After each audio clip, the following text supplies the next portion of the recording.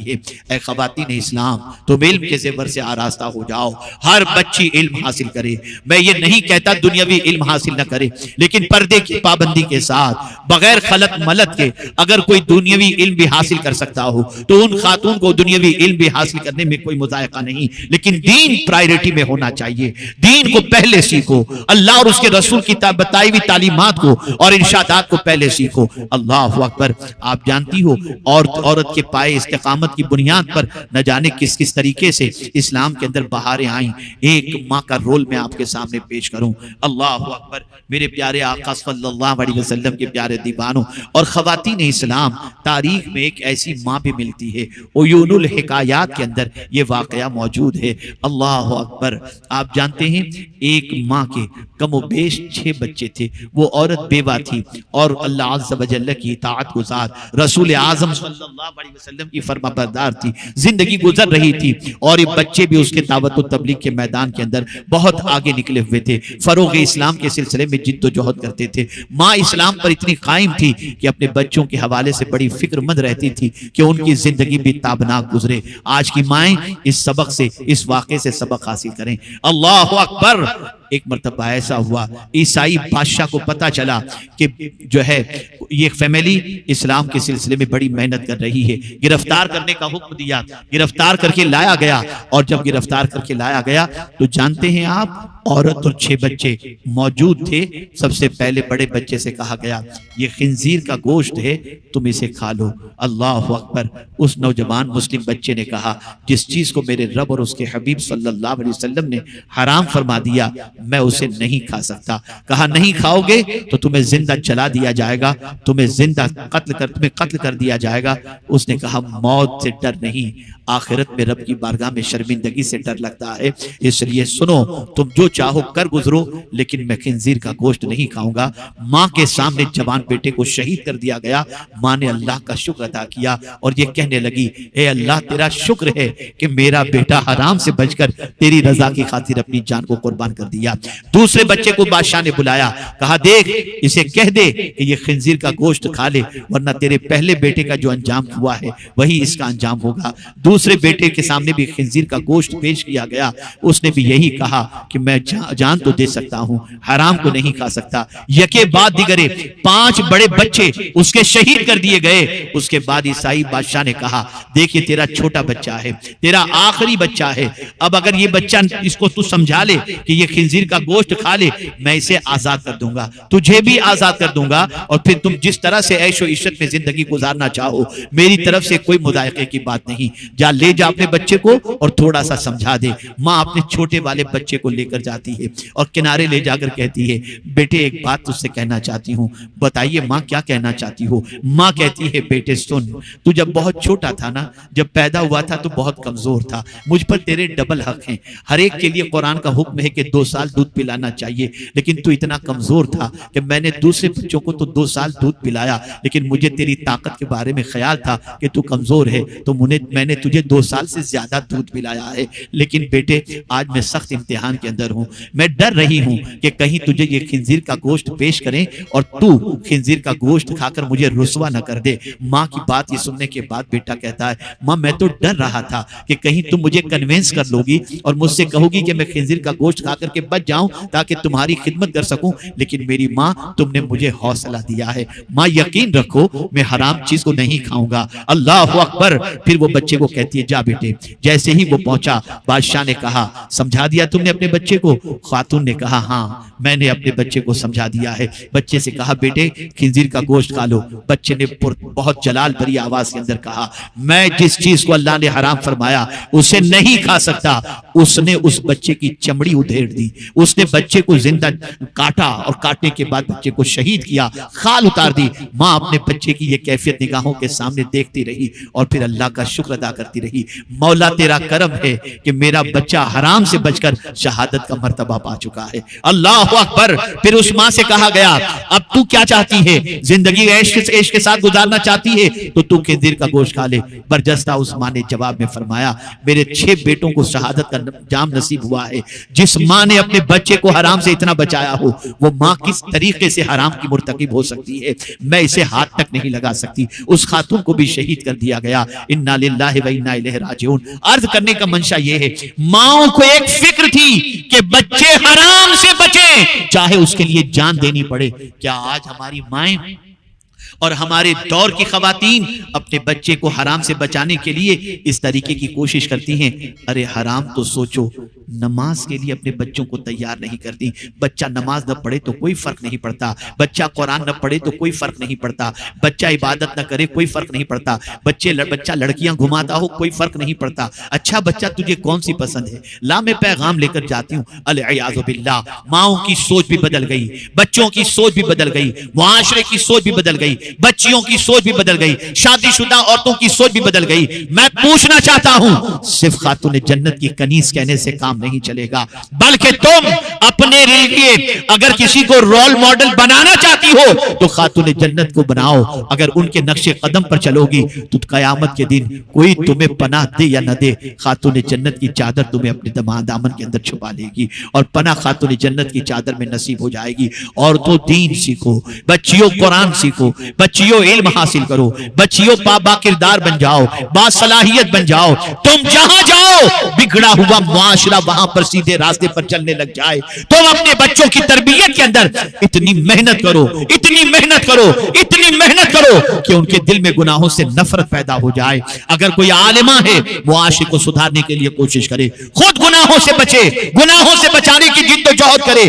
میں یقین کے ساتھ کہتا ہوں، اگر کوئی اس طریقے کی کوشش کرتی ہے تو کوئی ناراض ہو یا راضی اس کی فکر مت کرنا، مدینے کے تاجدار راضی ہو جائیں گے، خاتون جنت راضی ہو جائیں گی۔ بس ایک آخری جملہ عرض کر کے میں اپنی گفتگو کو ختم کرتا ہوں۔ کیا وجہ ہے معاشرے میں نیک لڑکے نظر نہیں آتے؟ کیا وجہ ہے معاشرے میں نیک لڑکیاں نظر نہیں آتی؟ سب سے بڑی وجہ اس کی یہ ہے، آج اچھی مائیں نہیں رہ گئی۔ میں نے ایک مفکر کا جملہ وادی نور کے اجتماع میں خواتین کے میں نے کہا تھا کہ ایک مفکر کہتا ہے، تم مجھے اچھی مائیں دو، میں تمہیں اچھی قوم دوں گا۔ اللہ اکبر۔ مائیں اچھی ہوں تو قوم اچھی ہو جایا کرتی ہے۔ ماؤں تم سدھر جاؤ، خواتین تم سدھر جاؤ، عزم کر لو۔ اللہ اکبر۔ پہلے تو سچویشن ایسی تھی کہ مائیں اپنے بچے کو گود میں بٹھا کر کے تلاوت کیا کرتی تھی، ایک طرف گود میں بچہ ہوتا، ہاتھ میں قرآن شریف ہوتا۔ لیکن آج پوزیشن یہ ہے، بچہ کام والی کے سپرد ہے اور ماں بیٹھ کر ٹی وی دیکھ رہی ہے، سیریل دیکھ رہی ہے، پکچر دیکھ رہی ہے۔ العیاذ باللہ۔ بدلو اپنی سوچ کو، بدلو اپنے افکار و نظریات کو۔ اسلام تمہاری طرف دیکھ رہا ہے، ٹک ٹکی لگا کر دیکھ رہا ہے۔ ہے کوئی خاتون جو مرد خاتون جو میدان عمل میں قدم رکھ کر معاشرے کے بگڑے ہوئے حالات کو سنوارنے کی کوشش کرے؟ بس ایک پیغام میں دینا چاہوں گا، میری بچیوں جو غیر شادی شدہ ہیں، وہ علم حاصل کرنے کے بعد اتنی با عمل بن جائیں، اتنی با پردہ بن جائیں، اتنی اللہ اور اس کے رسول کے فرما بردار بن جائیں کہ تم کہیں بیاہ کر کے جاؤ کسی گھر کے اندر تو تمہاری وجہ سے گھر والے بے نمازی ہو تو نمازی بن جائے، گھر میں قرآن کی تلاوت نہ ہوتی ہو تو شروع ہو جائے، بے پردہ ہو تو با پردہ بن جائیں۔ اللہ اکبر۔ ایسی بہت ساری بچیاں ہیں جو بیاہ کر سسرال جاتی ہیں تو پورے خاندان کو نمازی بنا دیتی ہیں۔ آج تمہارے رول کی اسلام کو بہت ضرورت ہے، آج تمہارے کردار کی اسلام کو بہت ضرورت ہے۔ دنیا تمہیں برہنہ کر دینا چاہتی ہے اور اسلام تمہیں عزت و وقار کا تاج دے رہا ہے۔ اس لیے اسلام کی تعلیمات پر عمل کرو اور اپنے آپ کو قانون الہی اور قانون رسول صلی اللہ علیہ وسلم کے سانچے میں ڈھالنے کی کوشش کرو۔ اس کے لیے ضرورت ہے ایک ماحول بنانے کی، گھر گھر میں درس شروع کرنے کی، گھر گھر میں دین کی باتوں کو شروع کرنے کی۔ تو آج پہلی چیز میں آپ کو یہ بتا رہا ہوں وہ یہ ہے، ہر جمعرات کو آپ اپنے گھر میں جتنے بھی مرد و خواتین ہوں بیٹھ کر جتنا درود شریف پڑھ سکتے ہوں اتنا درود شریف پڑھنے کی کوشش کریں، گھر والے سب مل کر۔ جمعرات اس لیے کہ شب جمعہ کو جو درود پڑھا جاتا ہے یا جو درود پڑھتے ہیں، آقا کریم صلی اللہ علیہ وسلم فرماتے ہیں کنت لہ شہیدا و شفیعا یوم القیامہ۔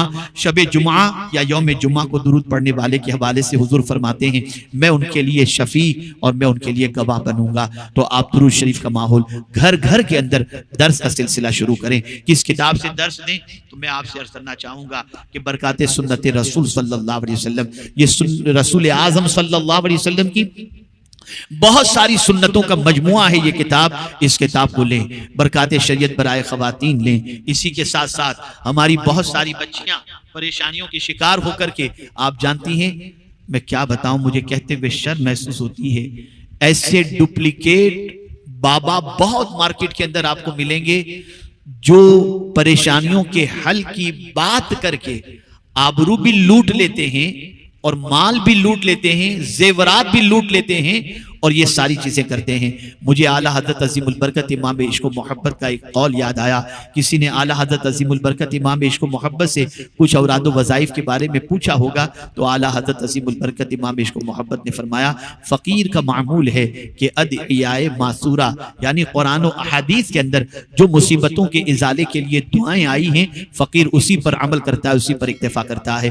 اس ارشاد کو سامنے رکھنے کے بعد ہمارے دل میں یہ خیال پیدا ہوا کہ ایک ایسی کتاب ترتیب دی جائے جس کے اندر صورتوں کے فضائل کے ساتھ ساتھ مختلف پریشانیوں کا حل, جیسے بچی کی شادی نہیں ہوتی تو کیا پڑھنا چاہیے, شوگر کی بیماری ہے تو کیا پڑھنا چاہیے, ان ساری چیزوں کے سلسلے میں قرآنی آیات اور احادیث. طبیعت بے چین ہو رہی ہو, گھبراہٹ ہو رہی ہو, تو آقا کریم صلی اللہ علیہ وسلم نے کیا تعلیم عطا فرمائی ہے. تو ہم نے ایک کتاب ترتیب دی ہے جس کا نام ہے نوری اوراد و وظائف. یہ بھی یہاں مکتب لگا ہوا ہے, برکات سنت رسول صلی اللہ علیہ وسلم, نوری اوراد و وظائف, یہ کتاب بھی لیں. اور اسی کے ساتھ ساتھ ناشکری نعمتوں کے زوال کا سبب, آقا کریم صلی اللہ علیہ وسلم فرماتے ہیں میں نے جہنم میں دیکھا تو مجھے وہاں خواتین زیادہ نظر آئیں.